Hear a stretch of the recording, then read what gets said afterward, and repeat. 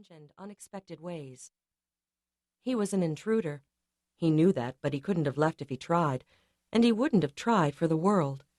Having set eyes on her, his curiosity was piqued. He reminded himself that this was just another story, but deep down inside, he suspected more complex forces drew him forward. His shoes made a muted tap on the marble tiles as he crossed the terrace, but she seemed not to hear.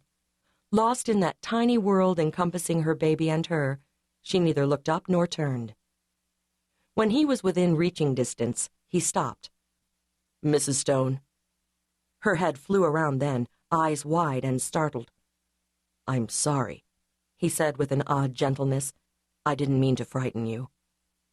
For a minute she said nothing, simply looked at him, studying his eyes as though they could tell her what she wanted or needed to know. "Who are you?" she said at last. "Derek McGill." She continued to study him. One of her brows lowered for the briefest instant in a frown she quickly mastered. "Why does that sound familiar?" "I'm a reporter with outside insight. You may have seen some of my work." She lowered her chin to the child's head, and he could have sworn that her arms tightened fractionally. Both gestures suggested protectiveness. He could understand that. "How did you get in?"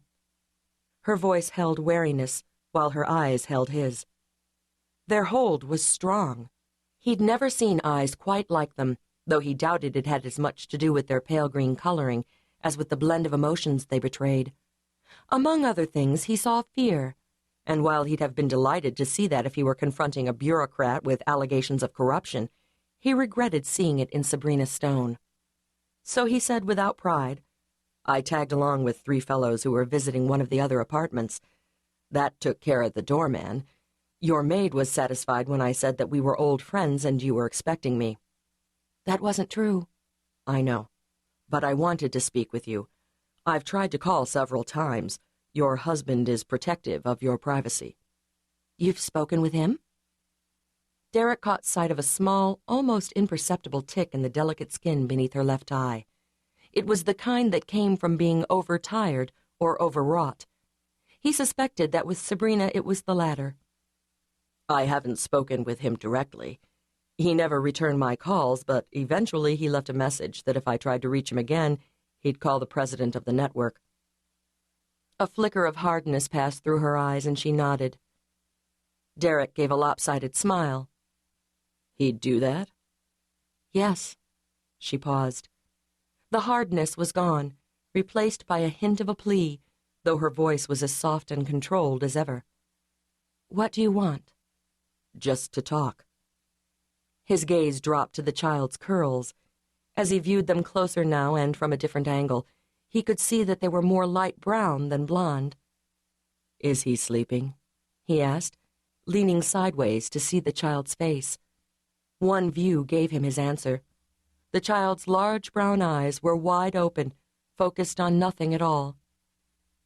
Derek had seen many a tragedy in the course of his work. He'd viewed grossly deformed burn victims, pathetically spindly victims of malnutrition, severely maimed victims of war, and still he'd managed to keep a certain distance between him and his subjects. But the sight of this child, with baby-fine hair the color of pecans, a button nose, tiny lips, and pale, butter-soft skin, wrenched at his heart. "He's beautiful," he whispered. "Yes," she said. Derek looked up to catch the sadness in her eyes. "How old is he?" 16 months. "His name?" "Nicholas." After his father. Derek should have guessed that.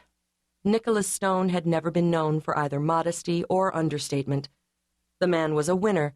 He was of the breed that coupled smarts with a determination to make every venture successful. Derek couldn't help but wonder how the man viewed his son, whether what he'd assumed to be protectiveness had in fact been embarrassment or shame. If so, his heart went out to the woman before him.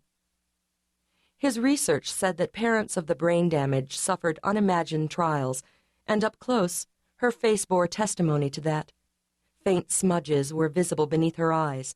Strain had traced tiny grooves by the sides of her mouth. And though her skin looked nearly as smooth and soft,